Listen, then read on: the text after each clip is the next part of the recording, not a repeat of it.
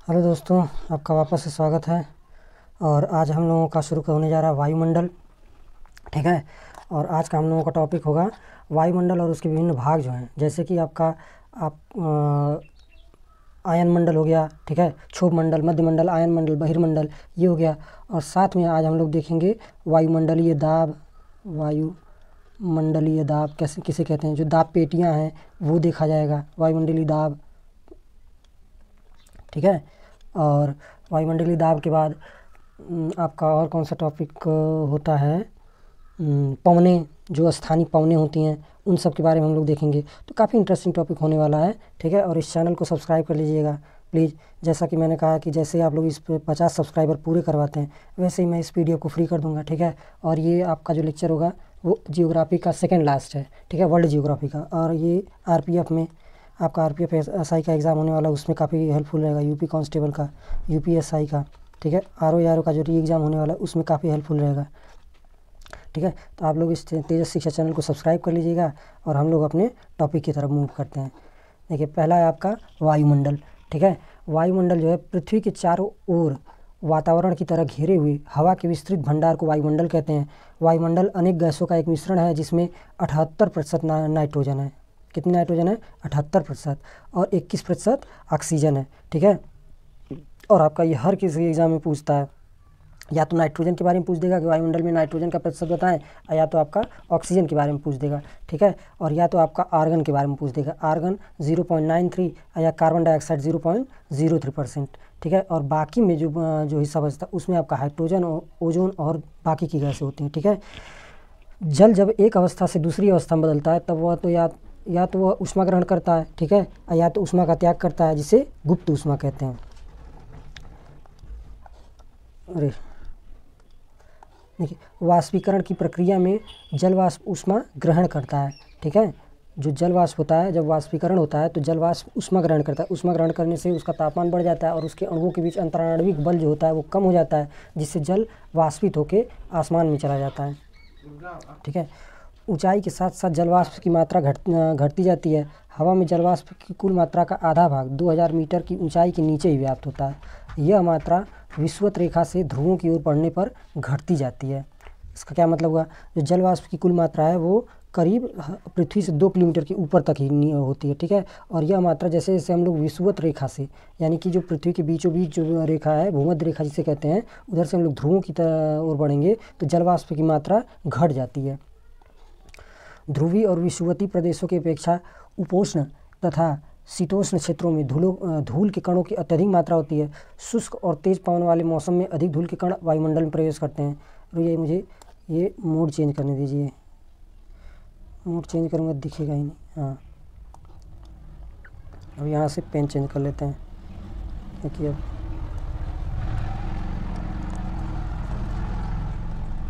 देखिए क्या मैं बता रहा था, ध्रुवीय और विषुवतीय प्रदेशों की अपेक्षा उपोष्ण तथा शीतोष्ण क्षेत्रों में, जो आपके 66.5 डिग्री से लेकर 23.5 डिग्री के बीच में जो क्षेत्र हैं, उत्तरी और दक्षिणी गोलार्ध के, उन क्षेत्रों में धूल के कणों की मात्रा अधिक होती है।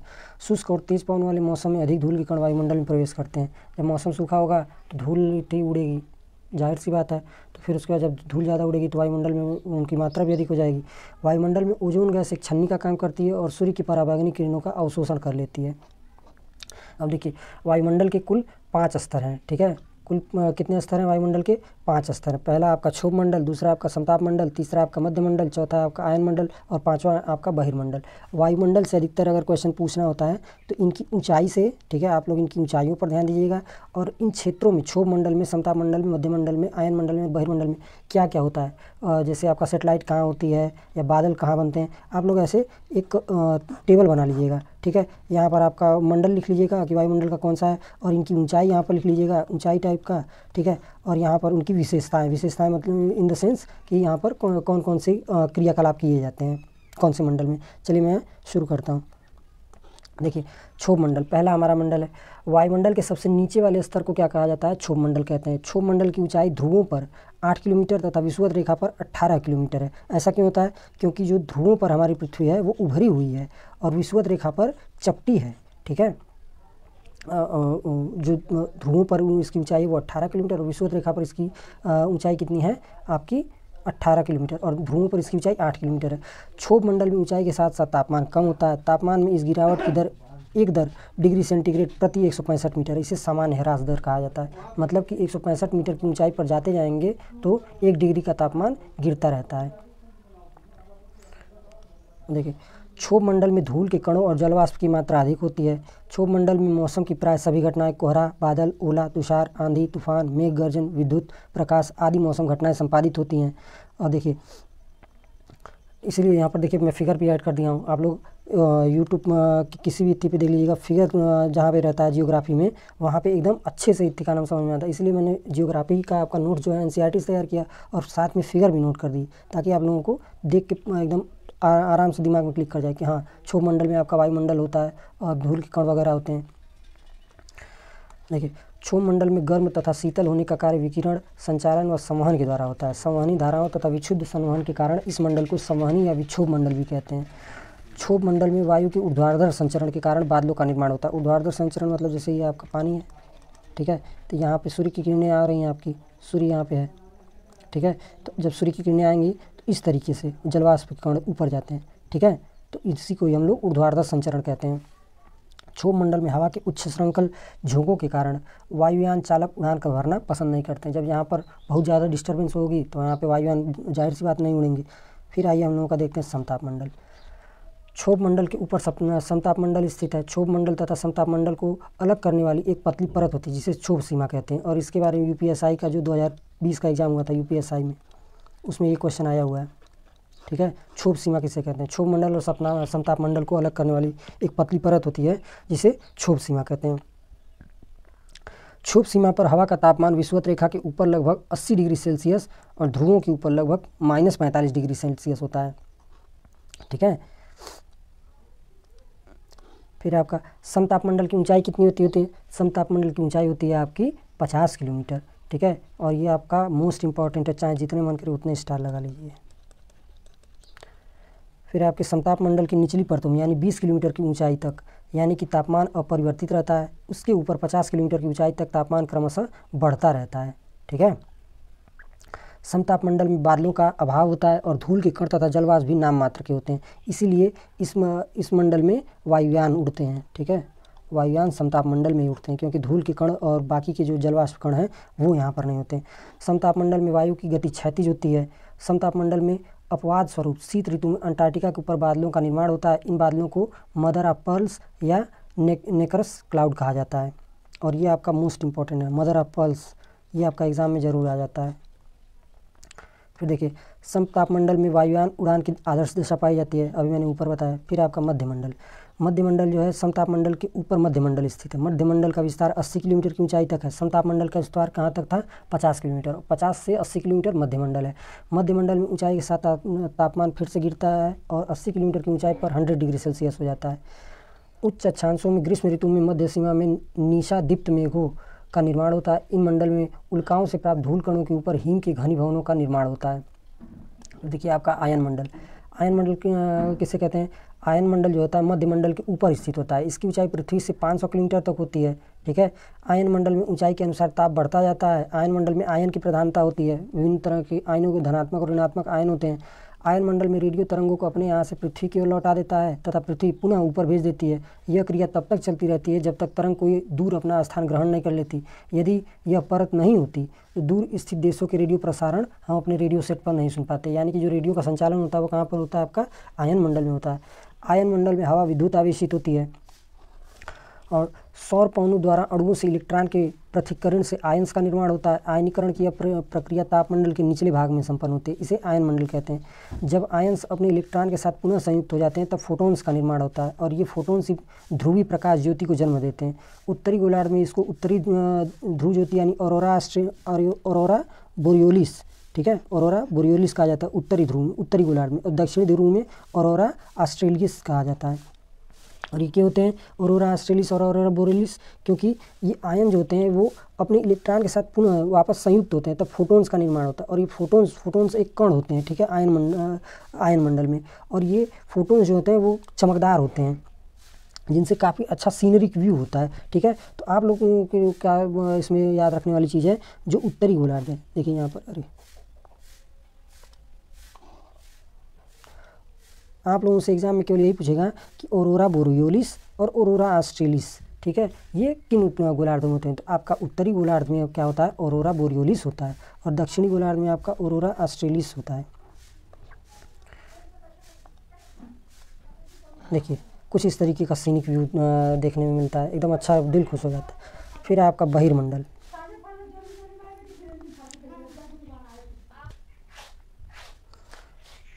फिर देखिए आपका आता है बहिर्मंडल।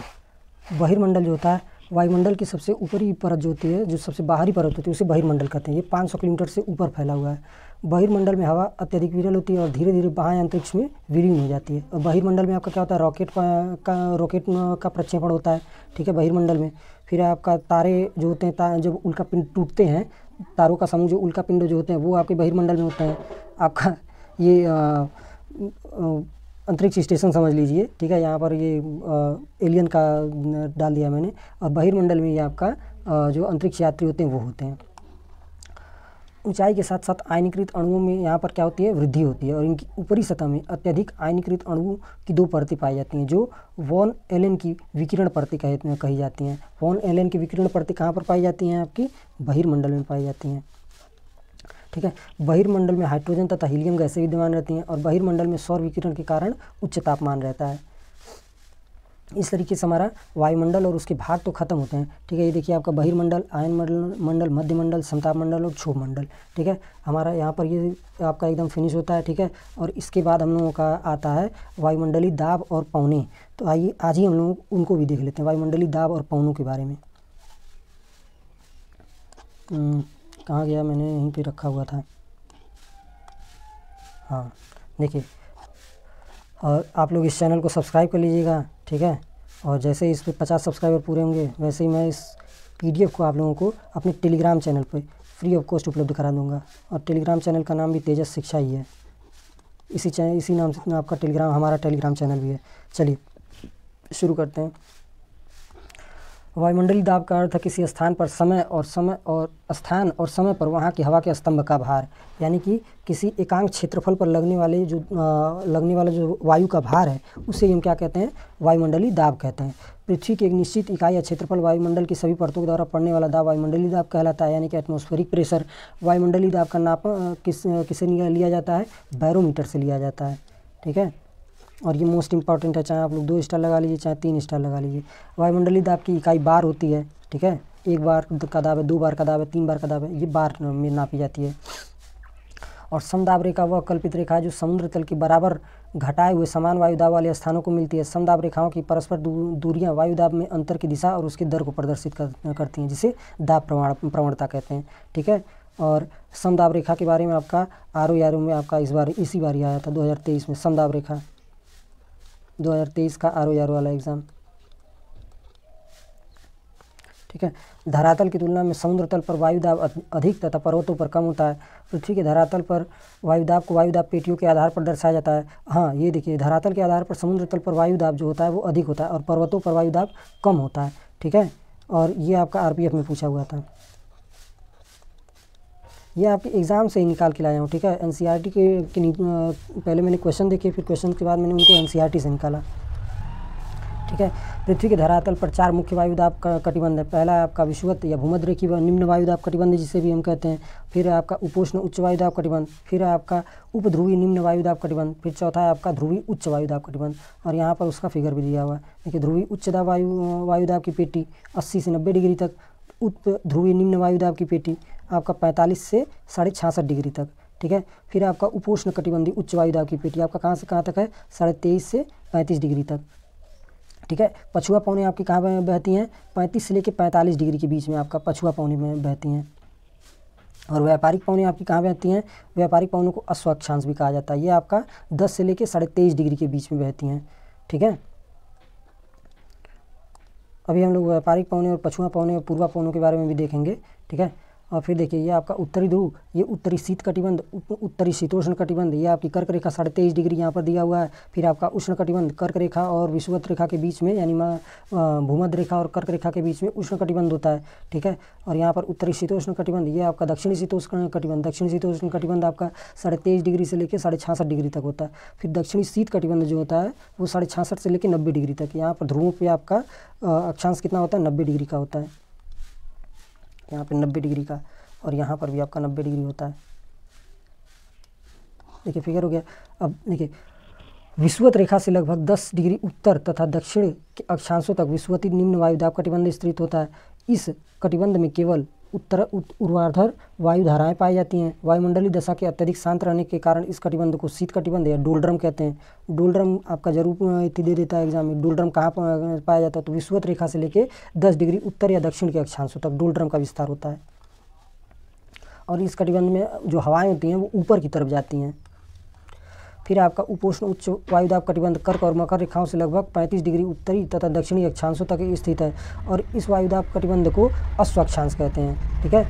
कर्क रेखा यानी 23.5 डिग्री से लेकर आपका 35 डिग्री तक जो आपका अक्षांश है उसे अक्ष अक्षांश कहते हैं। अक्ष अक्षांश क्यों कहा जाता है, क्योंकि पुराने ज़माने में घोड़ों को ले जाने वाली नौकाओं को शांत वायुमंडलीय दशा के कारण इन अक्षांश से बहुत कठिनाई होती थी। जब हवा बहेगी नहीं तो पहले इंजन वाले जहाज़ तो होते नहीं थे, जहाज़ होते थे वो चट्टा या तिरपाल बांध के हवा के माध्यम से चलाने के लिए, तो इसीलिए वहाँ पर जो नौकाएं होती थी वो आगे नहीं बढ़ पाती थी। तो उनको हल्का करने के लिए क्या करते थे, जो घोड़े सवार होते, जो अरबी घोड़े होते थे, इंडिया में अरबी घोड़े बहुत प्रसिद्ध थे, युद्ध में उनका बहुत योगदान रहता था, ठीक है। तो उन घोड़ों को उठाकर नीचे फेंक दिया जाता था, इसीलिए इस कटिबंध का नाम अश्व अक्षांश पड़ा है। फिर आपका उपध्रुवीय निम्न वायुदाब कटिबंध, ये आर्कटिक और अंटार्कटिक वृत्तों से 45 डिग्री उत्तरी व दक्षिणी अक्षांश पर स्थित है। फिर आपका उत्तरी ध्रुवीय उच्च वायुदाब कटिबंध दोनों गोलार्धों में स्थित है और यह ताप जनित है, और ध्रुवों के निकट तापमान के कारण वायुदाब सदैव उच्च रहता है। आप लोग व्यापारिक पौने देख लीजिए, व्यापारिक पौने कहाँ से कहाँ बहती हैं, 10 डिग्री से लेकर 23.5 डिग्री तक, और ये आपका 23.5 से लेकर ये यहाँ पर आप लोग देख लीजिए, ये वाला जो एरिया है, ये वाला, ये आपका कैसा एरिया है, ये आपका अक्ष अक्षांश है, यानी कि इसे अक्ष अक्षांश कहते हैं। इधर ये और इस साइड ये आपका ये 23.5 से लेकर उस उपोष्ण कटिबंधी उच्च वायुदाब की पेटी, ठीक है। उपोष्ण कटिबंधी उच्च वायुदाब की पेटी को क्या कहते हैं, अक्ष अक्षांश कहते हैं। और जो आपका 10 डिग्री से लेकर 23.5 डिग्री का है उसे उसमें व्यापारिक पौने बहा करती हैं। तो व्यापारिक पौने और अक्ष अक्षांश आप लोगों का क्लियर हो गया। फिर आइए हम लोग पवन देखते हैं। पृथ्वी के धरातल पर वायुदाब में क्षैतिज विषमताओं के कारण हवा उच्च वायुदाब क्षेत्र से निम्न वायुदाब क्षेत्र की ओर बहती है, और क्षैतिज रूप में इस गतिशील हवा को पवन कहते हैं। लगभग ऊर्ध्वाधर दिशा में गतिमान हवा को क्या कहते हैं, वायुधारा कहते हैं। जब क्षैतिज रूप से हवा, क्षैतिज रूप इस तरीके से हवा बहती है क्षैतिज रूप से, तो इसे हम लोग क्या कहते हैं, पवन कहते हैं, ठीक है। और जब हवाएं ऊपर की तरफ बहती हैं, ऊपर की साइड, ठीक है, इसे हम लोग क्या कहते हैं, यहाँ जब नीचे की तरफ तापमान का नाम ज़्यादा हो जाता है, तापमान घट जाता है और ऊपर तापमान कम हो जाता है, तो हवाएं ऊपर की तरफ भी बहने लगती हैं सीधा। तो जब ऊर्ध्वाधर बहेंगी तो उनको क्या कहेंगे हम लोग, वायुधारा कहते हैं, ठीक है। तो पवन और वायुधारा में आप लोगों को अंतर पता चला। देखिए पृथ्वी के घूर्णन के कारण पवन दाब प्रवणता द्वारा निर्देशित दिशा में समदाब रेखाओं के समकोण पर नहीं बहता, इसलिए अपनी मूल अवस्था में विक्षेपित हो जाता है। यह विक्षेप पृथ्वी के घूर्णन का ही परिणाम है, जिसे कोरियोलिस प्रभाव कहा जाता है, ठीक है। और कोरियोलिस प्रभाव के कारण ही उत्तरी गोलार्ध के पवनें जो होती हैं वो अपनी दाहिनी ओर, और दक्षिणी गोलार्ध की जो पवनें होती हैं वो अपनी बाईं ओर विक्षेपित हो जाती हैं। इस विक्षेप को फेरेल नामक वैज्ञानिक ने सिद्ध किया था, अतः इसे फेरेल का भी नियम कहते हैं। कोरियोलिस प्रभाव या फेरेल का नियम एक ही है। इन प्रभावों के कारण क्या होता है आपका, इन प्रभावों के कारण उत्तरी गोलार्ध की जो पवनें होती हैं वो अपनी दाहिनी ओर मुड़ जाती हैं, और दक्षिणी गोलार्ध की जो पवनें हैं वो अपने बाईं ओर विक्षेपित हो जाती हैं। देखिए जो पवन वायुदाब के अक्षांशी विस्तार के कारण, अक्षांशी अंतर के कारण एक से दूसरे कटिबंध की ओर लगातार साल भर बहते हैं, इन्हें प्रचलित पवन या भूमंडलीय पवन कहते हैं। लगातार बहने वाली पवनों को प्रचलित पवन या भूमंडलीय पवन कहते हैं, और किसी मौसम में बहने वाली पवनों को स्थानीय पवन या किसी स्थान पर बहने वाली पवनों को स्थानीय पवन कहते हैं। देखिए व्यापारिक पवन, पछुआ पवन और ध्रुवीय पवन प्रचलित पवनों के उदाहरण हैं, ठीक है, क्योंकि एक कटिबंध से दूसरे कटिबंध की ओर साल भर बहते रहते हैं, ठीक है।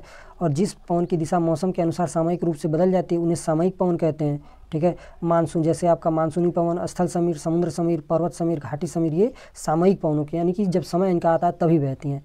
और जो पवन अपेक्षाकृत सीमित क्षेत्र में बहते हैं और अपनी कुछ खास विशेषताएं होती हैं उन्हें स्थानीय पवन कहते हैं। जैसे कि आपका लू, ठीक है, अभी आपका लू बहना शुरू हो जाएगा, गेहूं की कटिया शुरू हो गई है और इसके साथ लू के जो थपेड़े होते हैं, लू लग जाती है तो आप लोग प्याज का रस वगैरह आपकी मम्मी देती होंगी, ठीक है, तो लू में थोड़ा बच के रहिएगा। लू कैसी पवन है? स्थानीय पवन है। और आपका शायद ही कोई एग्ज़ाम हो जिसमें पूछा ना हो, चाहे आरपीएफ से लगा है आपका, यहाँ तक कि यूपीएससी में भी आप लोगों का लू के बारे में पूछ देता है, ठीक है, कि लू कैसी पवन है। यूपीएससी में इस तरीके का क्वेश्चन नहीं बनता कि बताइए लू कैसी पवन है, मगर लू से संबंधित प्रश्न हर जगह बनते हैं, तो आप लोग थोड़ा ध्यान दीजिएगा।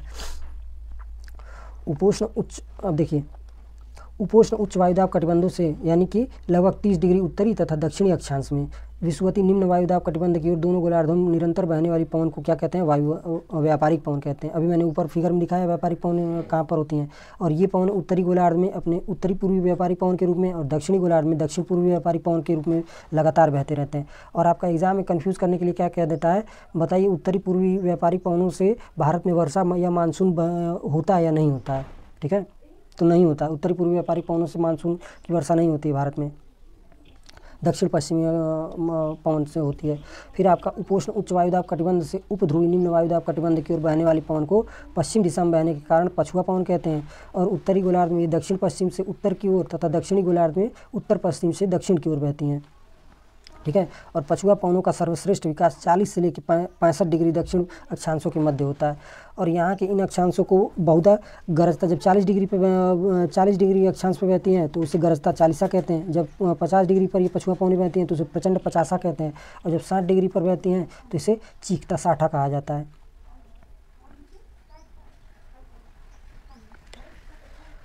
और इनकी दिशा जो होती है वो अपने पश्चिम की, तो उत्तर पूर्व से लेकर दक्षिण पश्चिम की तरफ होती है।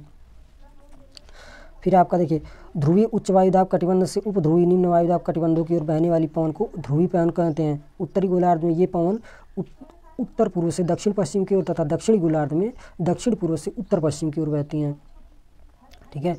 फिर आपका पवनों के अनुसार पवन की दिशा का उलटना मानसूनी पवन कहलाता है। मौसम के अनुसार पवन की दिशा का उलटना मानसूनी पवन कहलाता है। मानसून शब्द अरबी मौसम के मौसम शब्द से आया है। और ये आपका मानसून शब्द किस भाषा से आया? अरबी शब्द से। और ये भी आपका एग्जाम में मोस्ट इंपॉर्टेंट है, हर एग्जाम में पूछ देता है कि मानसून शब्द किस भाषा का शब्द है।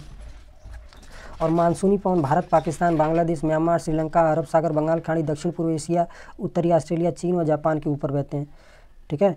और दिन के समय निकटवर्ती समुद्र की अपेक्षा स्थल अधिक गर्म होते हैं और यहाँ निम्न वायुदाब विकसित हो जाता है। और समुद्र के ठंडा रहने के कारण उस पर अपेक्षाकृत उच्च वायुदाब विकसित हो जाता है, जिससे स्थल की गर्म हवा हल्की होकर ऊपर उठती है और समुद्र की ठंडी हवा आकर उसका स्थान ग्रहण कर लेती है, जिसे समुद्री समीर कहते हैं, ठीक है।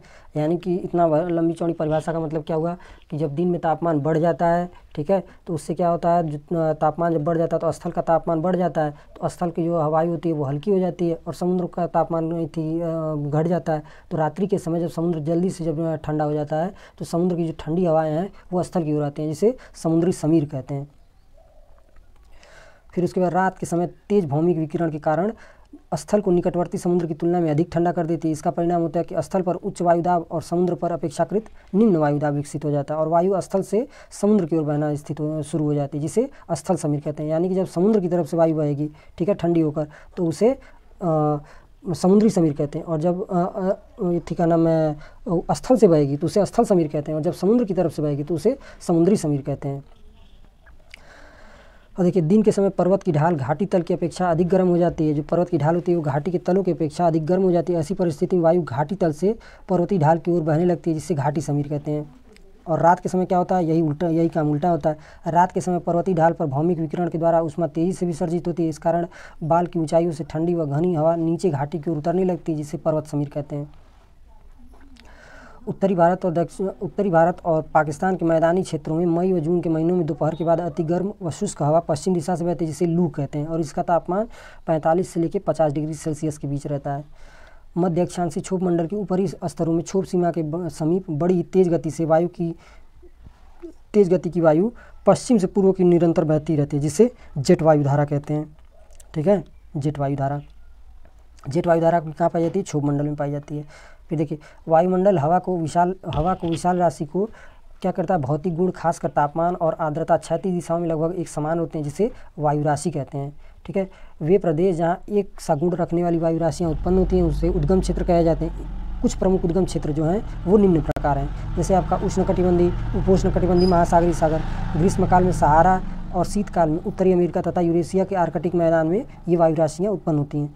यदि वायु राशियों का तापमान उस क्षेत्र के तापमान की अपेक्षा जिस पर वह स्थिर हो या संचरण कर रही हो कम हो तो उस वायु राशि को शीतल या ठंडी वायु राशि कहते हैं।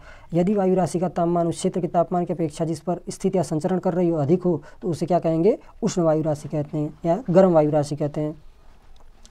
देखिए, जो वायु राशियाँ होती हैं उद्गम क्षेत्र छोड़ने के बाद अन्य क्षेत्रों में संचरण करती हैं तो उनमें क्रमशः रूपांतरण होने लगता है तापमान, ताप और दाब के कारण। ठीक है, तो ये रूपांतर मुख्यतः दो प्रकार के होते हैं। पहला आपका ऊष्मागतिकी तथा यांत्रिक। जब धरातल और वायु राशियों के आधारी तल के बीच ऊष्मा के आदान प्रदान के कारण वायु राशि नीचे से गर्म या ठंडी होती है उसे ऊष्मागतिक रूपांतर कहते हैं। और वायुमंडल में होने वाले उस रूपांतर को जो धरातल पर दी गई गर्मी और ठंडक से मुक्त होता है उसे यांत्रिक रूपांतर कहते हैं, यानी कि हवाओं के अपने घर्षण के कारण। ठीक है, जो वायु राशियों को अलग अलग करने वाले सीमातल, दो वायु राशियों को अलग करने वाले सीमातल को क्या कहते हैं, वाताग्र कहते हैं। ठीक है, और ये आप लोगों का इम्पोर्टेंट है, यांत्रिक रूपांतर, ऊष्मागतिक रूपांतर और आपका वाताग्र। वाताग्र किसे कहते हैं, दो वायु राशियों के अलग करने वाले सीमातल को वाताग्र कहा जाता है। ठीक है, तो यहाँ पे हम लोगों का लेक्चर होता है ख़त्म। और आप लोग इस चैनल को सब्सक्राइब कर लीजिएगा। और इसके बाद वर्ल्ड जियोग्राफी का केवल एक और लेक्चर आएगा। ठीक है, और उसके बाद हम लोग क्या देखेंगे, वर्ल्ड जियोग्राफी के बाद हम लोगों का प्राचीन इतिहास तो पूरा ही हो चुका है इसी चैनल पर। प्राचीन इतिहास ख़त्म हो चुका है तो हम लोग क्या करेंगे, मध्यकालीन इतिहास शुरू करेंगे। मध्यकालीन इतिहास देखा जाएगा। ठीक है, और इस चैनल को आप लोग सब्सक्राइब कर लीजिएगा। चलिए, धन्यवाद।